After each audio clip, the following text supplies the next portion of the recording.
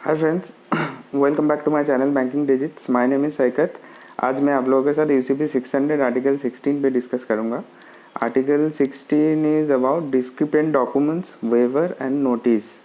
तो point number A क्या है? When a nominated bank acting on its nomination, a confirming bank if any और the issuing bank, मतलब यहाँ पे नॉमिनेटेड बैंक, कन्फर्मिंग बैंक और issuing bank determines that the presentation does not comply, it may refuse to honor or negotiate। इसका मतलब जो भी bank scrutiny कर रहा है, इशूइंग बैंक हो गया, नॉमिनेटेड बैंक हो गया, कन्फर्मिंग बैंक हो गया, जब उसको आफ्टर स्क्रूटनी जब वो डिसाइड किया कि document is not credit complaint, then that bank may refuse to honor or negotiate। ठीक है। नेक्स्ट पॉइंट क्या है? Point number b, when an issuing bank determines that a presentation does not comply, it may in its sole judgment approach the applicant for waiver of the discrepancies। This does not however extend the period mentioned in subarticle 14D। यहाँ पे देखिए, ये जो बोल रहा है this however extend the period mentioned in the subarticle 14B। 14B में क्या है वो एक बार पढ़ लीजिए। 14B में ये है, यहाँ पे पीरियड क्या मेंशन है? Maximum of 5 banking days following the day of presentation, जो स्क्रूटिनी का टाइम पीरियड है। तो इस आर्टिकल में क्या बोल रहा है? when an issuing bank determines that presentation does not comply, it may in its sole judgment approach the applicant। मतलब वो applicant को approach कर भी सकता है, नहीं भी कर सकता है, upon his own judgment whether they will act on the waiver of the discrepancies given by the applicant or not। ठीक है। तो इसका स्ट्रक्चर क्या होता है मैं बताता हूँ।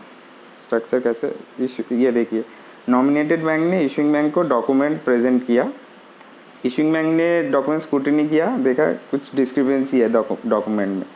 ठीक है। अभी इशूइंग बैंक क्या करेगा? पहले तो नॉमिनेटेड बैंक को एक रिफ्यूज़ल नोटिस भेज देगा, क्योंकि यहाँ पे हमारा आर्टिकल में जो बोला है, जो पीरियड है 5 बैंकिंग डेज, वो एक्सटेंड नहीं हो सकता है। एप्लीकेंट वेवर दे या ना दे, उससे कुछ फ़र्क नहीं पड़ता। वो पीरियड जो है फिक्स पीरियड है। तो इस केस में अगर कुछ भी रीज़न के लिए वो डिले हो जाता है, 5 बैंकिंग डेज से डिले हो जाता है, तो इशूइंग बैंक ये क्लेम नहीं कर पाएगा कि डॉक्यूमेंट इज़ डिस्क्रिपेंट, विल नॉट पे, ऐसा नहीं बोल सकता। इसीलिए फर्स्ट क्या करना पड़ेगा? इशूइंग बैंक को एक रिफ्यूज़ल नोटिस भेजना पड़ेगा नॉमिनेटेड बैंक को।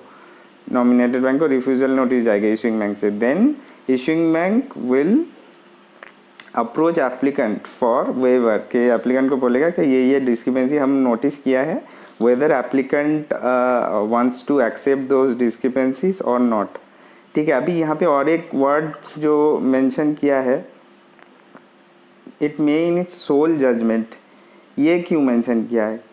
क्योंकि बहुत सारा केस में डिस्क्रिपेंसी ऐसा होता है कि डॉक्यूमेंट उसको लगेगा जैसे it is a kind of accommodation type of document आ रहा है। मान लीजिए कोई डॉक्यूमेंट प्रेजेंट हुआ है, उसमें ट्रांसपोर्ट डॉक्यूमेंट नहीं प्रेजेंट किया, तो वो डिस्क्रिपेंसी तो रेज करेगा नॉमिनेटेड बैंक को कि transport document not presented. But मुझे एक चीज़ बताइए, कोई शिपमेंट हुआ है एलसी के अंडर में जो उस एज पर कॉन्ट्रैक्ट, तो उसका ट्रांसपोर्ट डॉक्यूमेंट क्यों नहीं रहेगा?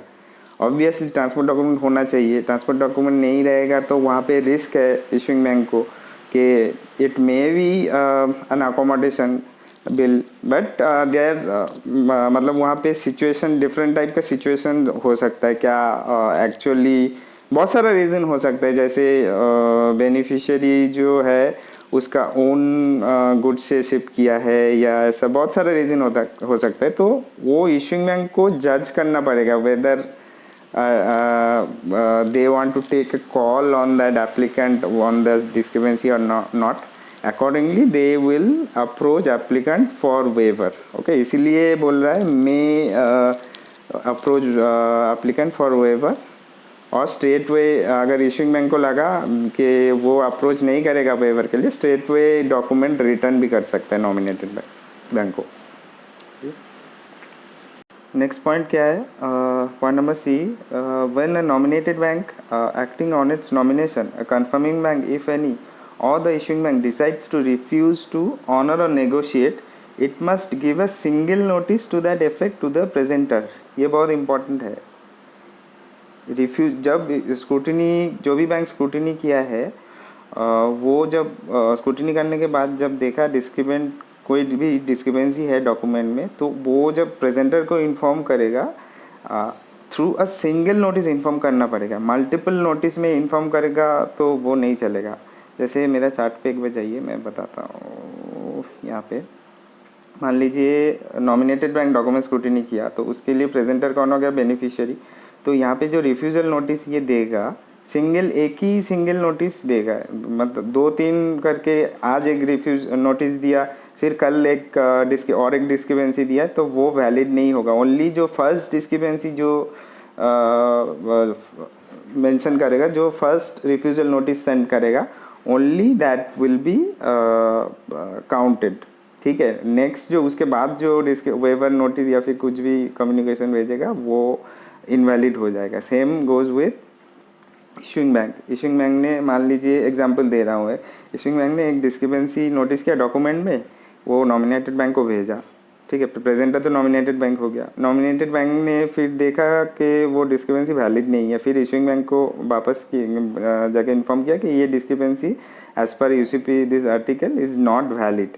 फिर इशूइंग बैंक ने लगा हाँ ठीक, वो नॉमिनेटेड बैंक सही बोल रहा है, फिर डॉक्यूमेंट स्क्रूटिनी किया, फिर और एक डिस्क्रिपेंसी निकाला। फिर इशूइंग बैंक ने नॉमिनेटेड बैंक को बोला कि ठीक है, वो डिस्क्रिपेंसी वैलिड नहीं है, लेकिन और एक discrepancy, we have found one more discrepancy, तो वो मैं भेज रहा हूँ। तो वो नहीं चलेगा। जो फर्स्ट इंटीमेशन में जो भी रिफ्यूज़ल, जो भी डिस्क्रिपेंसीज वो हाईलाइट किया है, only that discrepancy is valid. उसके बाद कुछ डिस्क्रिपेंसी भेजेगा तो वो वैलिड नहीं है। इसका मतलब यही है। ठीक है, हो गया यहाँ पे। नेक्स्ट पॉइंट क्या है, हाँ ये बहुत इंपॉर्टेंट पॉइंट है, द नोटिस मस्ट स्टेट। ये कौन सा नोटिस, जो रिफ्यूज़ल नोटिस। रिफ्यूज़ल नोटिस में क्या क्या चीज़ होना चाहिए वो आप यहाँ पे देख लीजिए।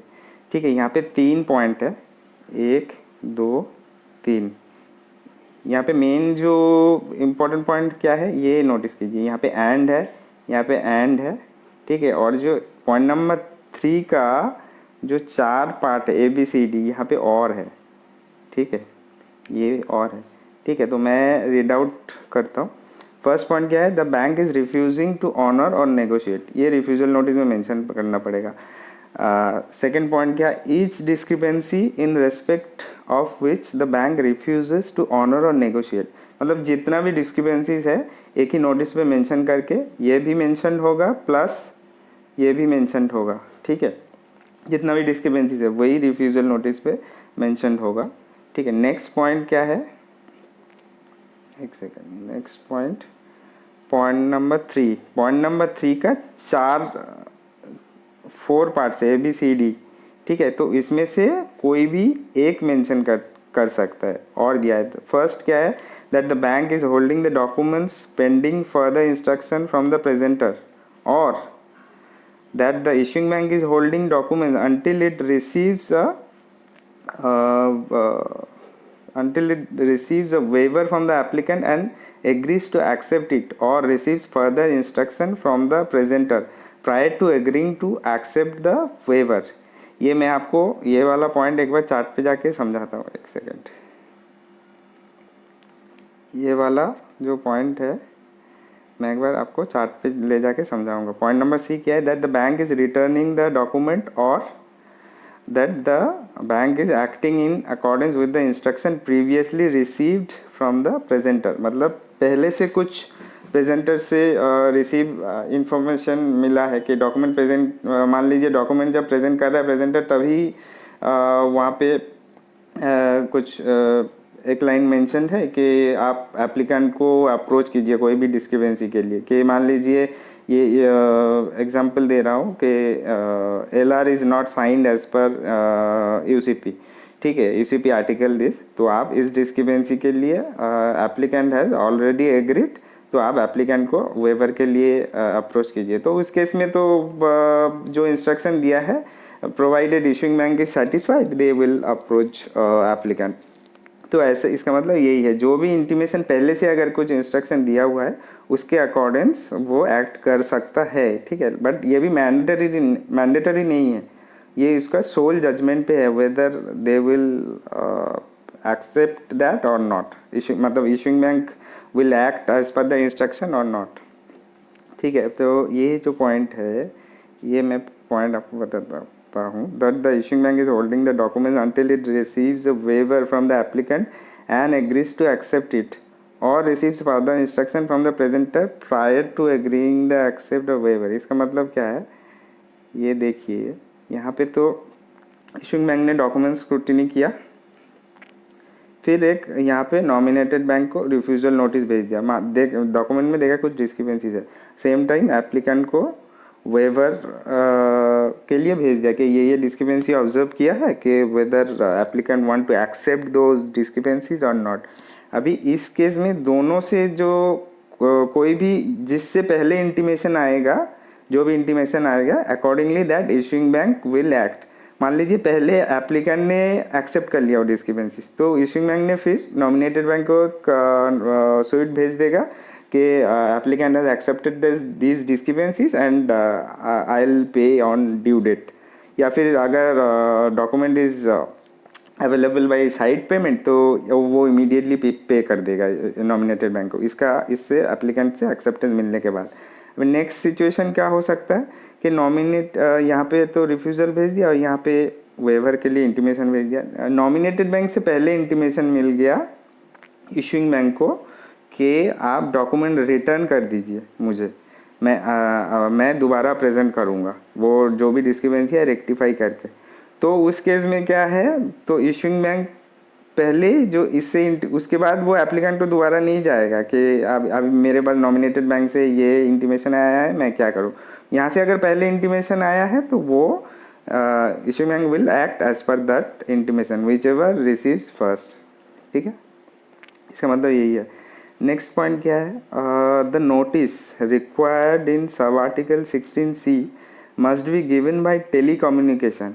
टेलीकम्युनिकेशन मतलब जनरली स्विफ्ट और SFMS जो भी है, ठीक है।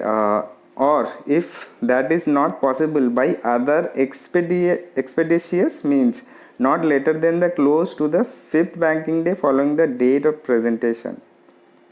ये जो रिफ्यूजल नोटिस भेजेगा जनरली ये बैंक्स क्या कहता है, जो भी स्क्रूटिनी कर रहा है बैंक जनरली टेलीकम्युनिकेशन के थ्रू भेजता है, जो जनरली स्विफ्ट है या फिर विद इन इंडिया है तो SFMS है, या फिर कोई भी इंटरनल प्लेटफॉर्म कंट्री में इंटरनल प्लेटफॉर्म यूज़ होता है टेलीकम्युनिकेशन के लिए, वो रेफ़र कर रहा है। अगर वो अवेलेबल नहीं है, मान लीजिए स्विफ्ट अवेलेबल नहीं है कोई भी रीज़न के लिए, तो जो कैसे भेज सकते हैं, other expeditious means generally courier के थ्रू भेज सकता है, ठीक है। अभी एक सिचुएशन यहाँ पे आपको एक डाउट होगा, जो यहाँ से मान लीजिए डॉक्यूमेंट प्रेजेंट हुआ नॉमिनेटेड बैंक से इशूइंग बैंक को, ठीक है। इसके पास 5 बैंकिंग डेज टाइम है स्क्रूटिनी करने के लिए। 5th बैंकिंग डे पे इसके पास स्विफ्ट उस दिन को अवेलेबल नहीं है, मान लीजिए कोई भी सिस्टम इशू हो गया, स्विफ्ट पे काम नहीं कर रहा है, या फिर इस बैंक के साथ RMA नहीं है, या फिर कोई भी रीज़न के लिए स्विफ्ट नहीं भेज सकता।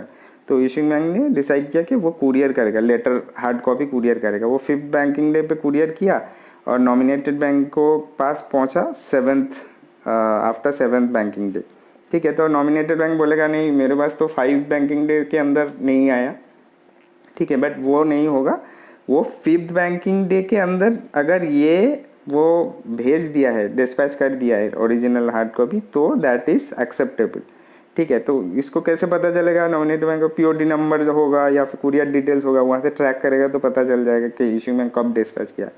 तो मतलब इशूइंग बैंक या भी जो भी बैंक स्क्रूटिनी कर रहा है वो 5th बैंकिंग डे के अंदर अगर एक्ट किया है, इसके पास प्रेजेंटर के पास बाद में भी पहुंचा, तो वो एक्सेप्टेबल होगा, कोई इशू नहीं है, ठीक है। नेक्स्ट पॉइंट क्या है, a nominated bank acting on its nomination, a confirming bank if any or the issuing bank may after providing notice required by subarticle 16C3A और be return the documents to presenter at any time. यहाँ पे एक बार जो ये बोल रहा है sub article 16C(3)(a) और बी, यहाँ ये एक बार पढ़ लीजिए। यहाँ पे क्या है, पहले भी डिस्कस किया है ये दो पॉइंट कि that the bank is holding the document pending, जो रिफ्यूज़ल नोटिस में होता है, pending for the instruction from the presenter. जो प्रेजेंटर से कुछ इंस्ट्रक्शन आएगा तब तक ये होल्ड कर रहा हूँ। और क्या है, that the issuing bank is holding the document until is receives a waiver from the applicant and agrees to accept it और receive the further instruction from the presenter prior to agreeing the accept और waiver. तो इसका मतलब क्या है मैं बताता हूँ। जो मैंने डिस्कस किया अभी कि इशूइंग बैंक ने एक नोटिस भेजा, रिफ्यूज़ल नोटिस, और सेम टाइम एप्लीकेंट को एक वेवर के लिए भेजा। तो अभी इशूइंग बैंक ने नॉमिनेटेड बैंक को तो ये इंटीमेशन दिया है कि holding the document until it receives a waiver from applicant and agrees to accept it and और receives the further instruction from the presenter. Meanwhile किसी से मान लीजिए कोई भी रिप्लाई नहीं है एप्लीकेंट या नॉमिनेटेड बैंक को, मीनवाइल इशूइंग बैंक ने डिसाइड किया कि नहीं वो document they will not handle these document discrepant documents, they want to return, so issuing bank can return to presenter any time if in वो notice देने के बाद भी किसी से कुछ इंटीमेशन नहीं मिला तब भी वो डॉक्यूमेंट रिटर्न कर सकता है। इसका मतलब यही है। नेक्स्ट पॉइंट क्या है, point number F, if an issuing bank और confirming bank fails to act in accordance with the provisions of these articles, it shall be precluded from claiming that the documents do not constitute a complying presentation। इसका मतलब क्या है कि जितना भी इस article में जो जो चीज़ आप जो पॉइंट हमने डिस्कस किया अभी, वो अगर कोई भी पॉइंट पे वो एक्ट करना मिस आउट हो गया, कोई भी वजह से कोई भी वो नहीं कर पाया, तो वो इशूइंग बैंक या फिर कन्फर्मिंग बैंक जो भी स्क्रूटिनी कर रहा है वो ये नहीं बोल सकता कि डॉक्यूमेंट डिस्क्रिपेंट है। सो मैं एग्जांपल दे रहा हूँ, मान लीजिए जो 5 बैंकिंग डेज टाइम है, 5 बैंकिंग डेज के अंदर इशूइंग बैंक ने रिफ्यूज़ल नोटिस भेजना भूल गया, 6 बैंकिंग डे पे भेजा, तो जो आपका नॉमिनेटेड बैंक है वो इशूइंग बैंक को क्लेम कर सकता है। 6 बैंकिंग डे को है तो दे have to pay, they have to accept the documents. तो इशूइंग बैंक तब खुद को प्रोटेक्ट नहीं कर पाएगा। या फिर कोई और जो पॉइंट्स है, जैसे हम वेवर नोटिस पे क्या क्या मेंशन करना पड़ेगा वो मैंने डिस्कस किया। या फिर जो डिस्क्रिपेंसी वेवर है सिंगल नोटिस पे भेजना पड़ेगा। मान लीजिए इशूइंग बैंक ने सिंगल नोटिस पे ना भेज के 2 सेपरेट नोटिस भेजा और नॉमिनेटेड बैंक को लगा कि फर्स्ट वाला जो नोटिस है डिस्क्रिपेंसी नोटिस है वो वैलिड नहीं है, तो इशूइंग बैंक तब खुद को ये नहीं प्रोटेक्ट नहीं कर पाएगा कि the document is discrepant. Issuing bank या फिर जो भी स्क्रूटिनाइजिंग कर रहा है, डॉक्यूमेंट स्क्रूटिनी कर रहा है, उसको वो डॉक्यूमेंट एक्सेप्ट करना ही पड़ेगा। इसका मतलब यही है। नेक्स्ट पॉइंट क्या है, when an issuing bank refuses to honor or a confirming bank refuses to honor or negotiate and has given notice to that effect in accordance with this article, it shall then be entitled to claim a refund with interest of any reimbursement made। मतलब अगर मान लीजिए कोई पहले से payment कर दिया, reimbursement कर दिया प्रेजेंटर को, कोई भी बैंक, इशूइंग बैंक हो गया या फिर कन्फर्मिंग बैंक हो गया, मान लीजिए कोई डिस्काउंटिंग कर दिया, पहले से पेमेंट कर दिया, उसके बाद जब डॉक्यूमेंट प्रेजेंट किया, स्क्रूटिनी किया, तो देखा कि डॉक्यूमेंट डिस्क्रिपेंस है और नोटिस भेज दिया within as per this article का जो भी गाइडलाइंस है उस हिसाब से वो कंप्लाई करके नोटिस भेज दिया, तो वो जो पैसा प्री पेमेंट किया है या फिर कोई भी रीइंबर्समेंट जो किया है वो that bank can claim with interest, क्योंकि इंटरेस्ट तो देना पड़ेगा 2-3 दिन 3-4 दिन जो भी है, जितना भी दिन के बाद वो पैसा मिल रहा है प्रेजेंटर से उतना दिन का इंटरेस्ट क्लेम कर सकता है। इसका मतलब यही है। ठीक है, तो ठीक है, मेरा आर्टिकल यहीं पे ख़त्म होता है। Thank you for watching and please subscribe to my channel अगर आपको मेरा वीडियो अच्छा लगे।